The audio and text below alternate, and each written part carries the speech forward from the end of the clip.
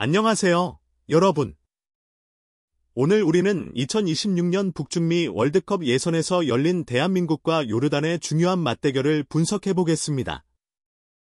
수원 월드컵 경기장에서 펼쳐진 이번 경기, 한국 대표팀은 초반부터 강한 압박으로 경기를 주도했지만 결국 1대1 무승부를 거두며 아쉬움을 남겼습니다. 경기 결과에 대한 팬들의 실망감이 클 수밖에 없지만 이 경기에서 우리가 주목해야 할 중요한 장면과 의미 있는 순간들이 많습니다. 오늘 영상에서는 경기의 흐름을 짚어보고 결정적인 장면을 되돌아보며 앞으로의 과제까지 살펴보겠습니다. 지금부터 함께 하시죠. 경기가 시작되자마자 대한민국 대표팀은 강한 압박과 빠른 패스를 바탕으로 요르단을 거세게 몰아붙였습니다. 선수들은 집중력 높은 플레이로 상대 진영을 공략했고 그 결과 경기 시작 5분 만에 첫 번째 골이 터졌습니다.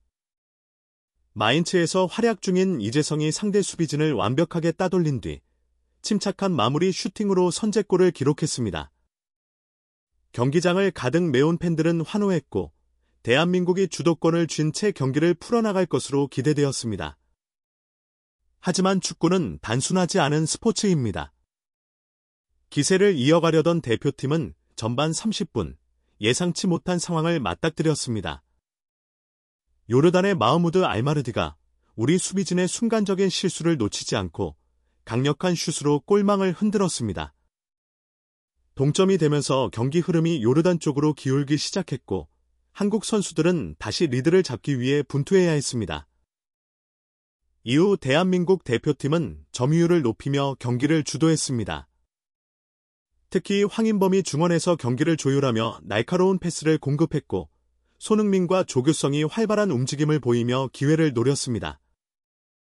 후반전에는 황희찬이 측면에서 적극적으로 돌파하며 여러 차례 위협적인 장면을 만들었습니다. 그러나 요르단의 밀집 수비를 뚫기가 쉽지 않았고 결정적인 순간마다 골키퍼의 선방에 막히고 말았습니다. 경기 막판에는 더욱 치열한 공방전이 펼쳐졌습니다. 우리 선수들은 추가골을 넣기 위해 끊임없이 공격을 시도했지만 결정적인 마무리가 부족했습니다. 후반 추가 시간에는 손흥민이 강력한 중거리 슈팅을 시도했지만 아쉽게도 골문을 살짝 벗어나며 기회가 무산되었습니다. 결국 경기는 1대1 무승부로 마무리되었습니다. 만약 이번 경기에서 승리했다면 월드컵 본선행을 조기에 확정지을 수 있었겠지만 이 결과로 인해 다음 경기에서 반드시 승리를 거둬야 하는 부담이 커졌습니다. 하지만 아직 희망은 살아있습니다. 대표팀은 6월 이라크 원정과 쿠웨이트와의 홈경기에서 다시 한번 승리를 노릴 것입니다. 이제 중요한 것은 선수들에게 힘을 실어주는 것입니다. 축구는 결국 팬들의 응원이 큰 힘이 되는 스포츠입니다. 아쉬움은 잠시 접어두고 대한민국 대표팀이 마지막까지 최선을 다할 수 있도록 뜨거운 응원을 보내야 할 때입니다. 끝까지 포기하지 않는 한국 축구를 믿으며 다음 경기에서의 승리를 기대해 봅시다. 대한민국 대표팀은 이번 경기에서도 무패 행진을 이어갔습니다. 하지만 최근 3경기 연속 무승부라는 결과는 월드컵 본선 진출을 향한 길을 더욱 험난하게 만들고 있습니다. 특히 홈경기에서 승리를 가져오지 못한 점이 아쉬운 부분입니다. 이번 예선에서 치른 4번의 홈경기에서 대한민국은 단 1승 3무를 기록하는 데 그쳤습니다. 강팀이라면 홈에서 확실한 승점을 챙겨야 하는데 이 부분이 개선되지 않으면 향후 일정이 더욱 부담스러워질 수밖에 없습니다. 그렇다면 문제의 원인은 무엇일까요? 먼저 홍명보 감독 역시 경기 후 인터뷰에서 이러한 상황에 대해 책임을 통감하며 홈경기에서 집중력이 떨어지는 원인을 분석해야 한다고 언급했습니다.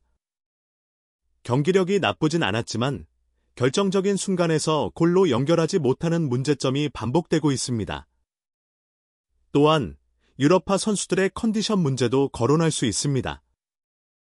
손흥민, 황인범, 조규성 등 해외에서 뛰고 있는 주요 선수들은 장거리 이동과 짧은 회복 시간으로 인해 최상의 컨디션을 유지하는 데 어려움을 겪었을 가능성이 큽니다. 특히 유럽 시즌이 막바지로 향하면서 피로 누적이 심해지는 시기라는 점도 고려해야 합니다. 그럼에도 불구하고 대표팀의 경기력 자체는 안정적이었습니다. 특히 중원의 황인범은 뛰어난 패싱과 경기 조율 능력을 보여주며 팀의 중심을 잡아주었고, 수비진에서도 이태석이 요르단의 알타마리를 효과적으로 봉쇄하는 모습을 보였습니다. 상대의 핵심 공격수를 막아내며 수비적으로 큰 역할을 한 것은 긍정적인 부분입니다. 결국 대한민국 대표팀이 남은 예선 경기에서 해결해야 할 가장 중요한 과제는 골 결정력 향상과 홈경기 집중력 강화입니다. 팬들도 이제 대표팀이 중요한 순간에 확실한 한 방을 보여주길 기대하고 있습니다. 앞으로 남은 경기에서 더 강한 경기력을 보여줄 수 있을지 지켜봐야 할 것입니다. 이번 경기에서는 심판 판정과 관련된 몇 가지 논란이 있었습니다. 경기 도중 몇몇 판정에 대해 한국 선수들이 강하게 항의하는 모습이 포착되었는데요.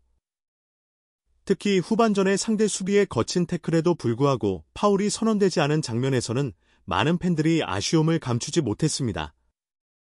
또한 몇몇 오프사이드 판정이 애매하게 나와 공격 흐름이 끊긴 상황도 있었습니다.